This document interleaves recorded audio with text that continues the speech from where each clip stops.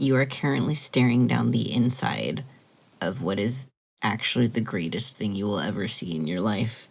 But before we get to it, it's imperative that you see what came first.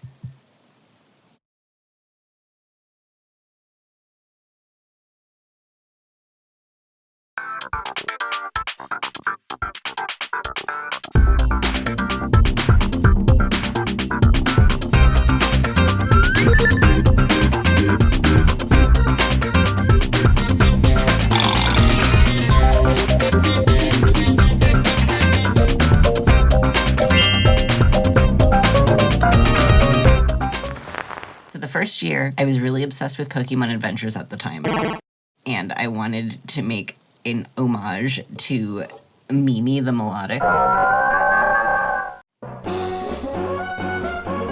It was our first time, so we were kind of getting used to how the paints work and everything. So I spent about 4 hours just on getting the lines and like coloring over her over and over and over again, and then realized that the place closed in half an hour, but I didn't just get a plate. This is a saucer that comes with a tea set, and my concept was that the saucer would have Melodic and the tea set would have Phoebus on it. So I have this lovingly rendered Melodic, and then the teacup it comes with. I only had time for one coat, so it is just like the most rushed. I think it's very fitting thematically that the Phoebus looks like shit and the Melodic is like beautiful.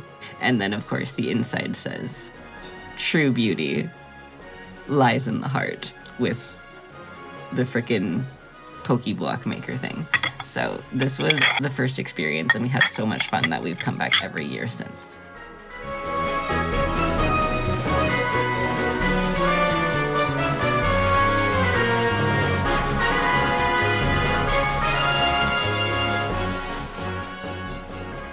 The next year, pottery painting coincided with my obsession with hint hint.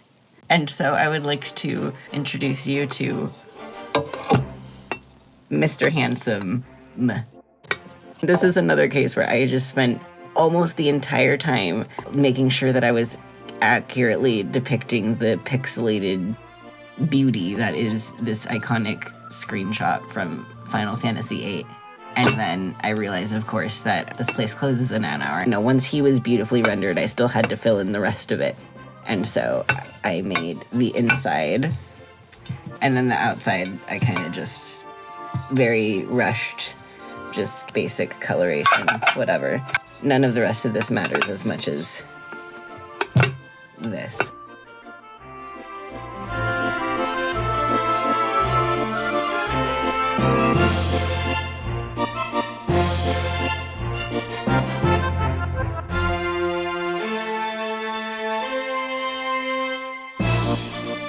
And last year, I was kind of obsessed with like 8 things at the same time. So I chose a surface which I could use to depict multiple things because it has multiple faces.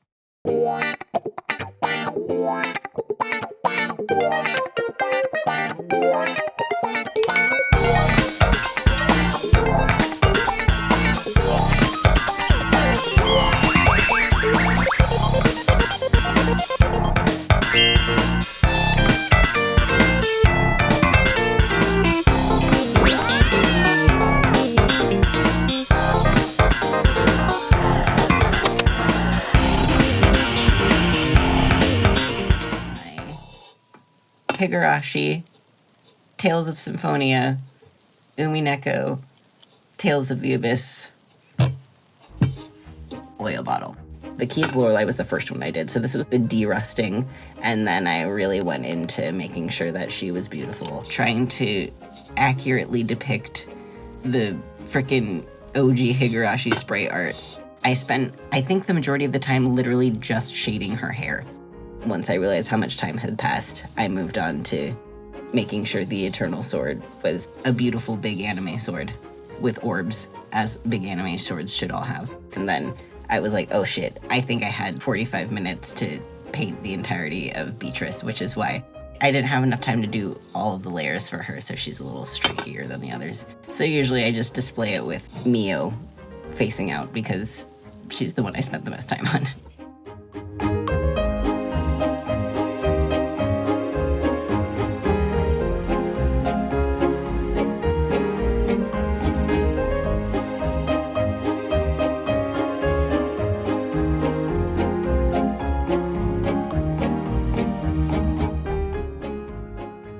And of course, I have just finished my most recent masterpiece, and I am very excited to unveil it.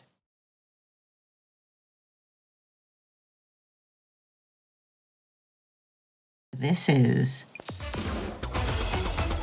my Fushigi Yuugi Yaoi flower pot. Don't worry, the best part has yet to be revealed. So the top of it is meant to evoke binder paper.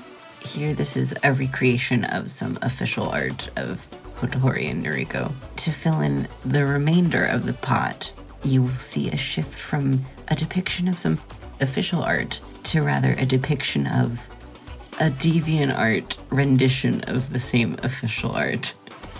So this is Noriko.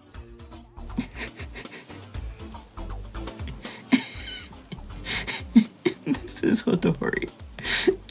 As usual, I did not, shall we say, spend nearly as much time on these as on this side. But this is definitely the most important part of the entire affair. And because I took so long on this also comes with like a water tray to place it on. And I didn't have time to do that as well, so under my approval and direction, I have a friend who, all I asked them to do was to put Miyaka on the base, because I think it's really funny that even though these two have whatever Fujoshi bait is going on, they're also both in love with Miyaka, so I thought it would be funny to have a binder paper Miyaka as the base. My good friend went above and beyond. Not only did they give me Miyaka, but the reference I gave them also depicted Tamahome. And you bet they gave me Tamahome as well. It is absolutely fucking incredible, if I do say so myself.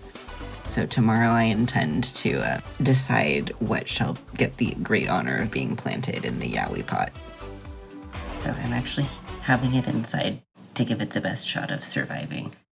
And it can live next to these snake plants that I actually did successfully propagate. So I'm hoping it can absorb their good luck.